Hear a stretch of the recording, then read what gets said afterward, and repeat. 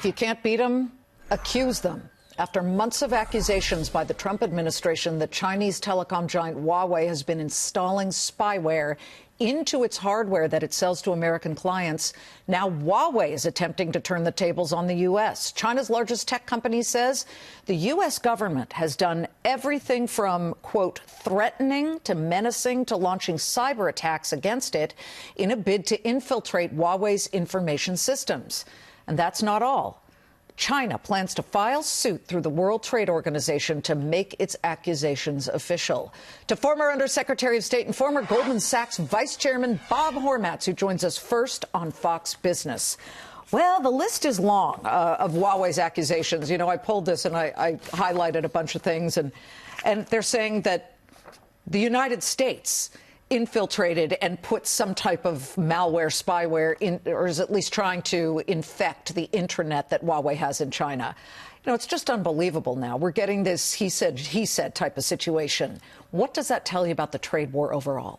Well, I think the trade war overall, when you look at the latest tariff moves by the United States, which were implemented in part over the weekend, and China responding, but responding with a much smaller response than they could have conjured up. And the fact is that China has been relatively restrained in its response to the tariffs that the United States put on over the weekend, which indicates that they would like to sit down at the negotiating table again. But they can't get a schedule. They can't even organize that's what's a meeting. So troublesome.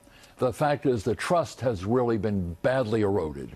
And now we're seeing an escalation, the United States escalating and then China responding in part, but not to the same degree as the United States. And they can't even get an agreement on a time to get together. We're really on a course, and the markets really have picked this up today, as you've just been reporting. We're on a course toward mutually assured disruption. Disruption of our economy, disruption of the Chinese economy. And big American companies are going to be hit with big supply chain relationships with China, but more and more of the goods that are going to be taxed under the new administration's revenue efforts, in fact, increasing the tariffs, which will increase revenues, but it's at the expense of American consumers. Well, you talked about erosion in trust. You can't just blame the United States for that. No. Or President Trump. Both. You have to blame China, which moved the goalposts when they had an actual draft, which seems so long ago.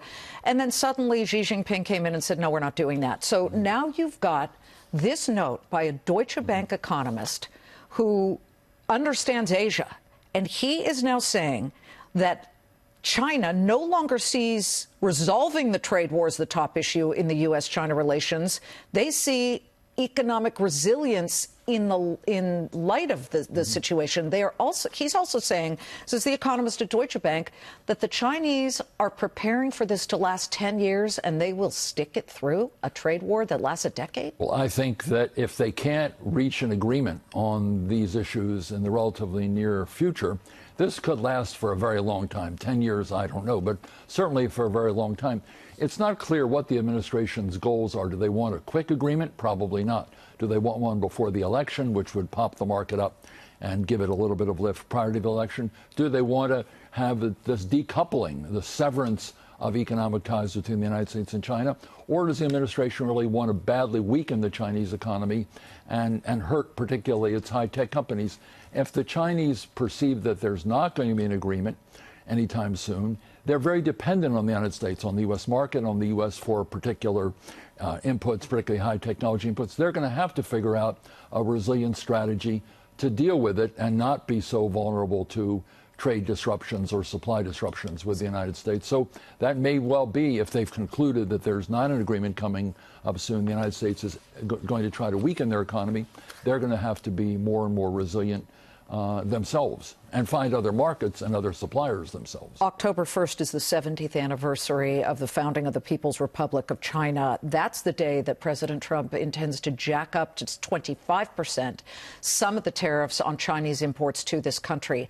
That's a symbolic, yes, very touchy, sensitive, soft spot for the Chinese, is it not? Yes, it is. How will that go over? Well, I think that'll go over, first of all, will go over badly. But second, President Xi, there'll be a big ceremony commemorating the 70th anniversary of the founding of the People's Republic of China, and it'll give him an opportunity to say, we're now under pressure from the United States economically, and we have to strengthen our unity. Well, look at the Shanghai stock market, down 10% since the tariff wars began. Yes. Shenzhen down 4%. Hong Kong, the Hang Seng Index, it's a different story with all of the protests. That's down 17%. Somebody's going to cry uncle. Which side? Make your prediction.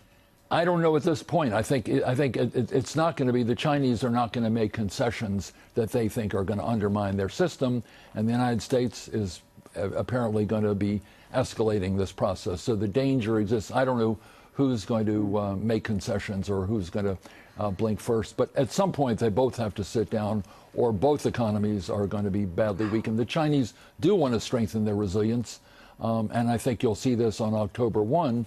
President Xi's already said, we went through the long march, we can go through this. And he's going to try to pull the country together economically and politically behind an effort to deal with this problem if he has to. Bob Hormats, former vice chair of Goldman Sachs and former undersecretary of state, thank you so much Pleasure for coming on.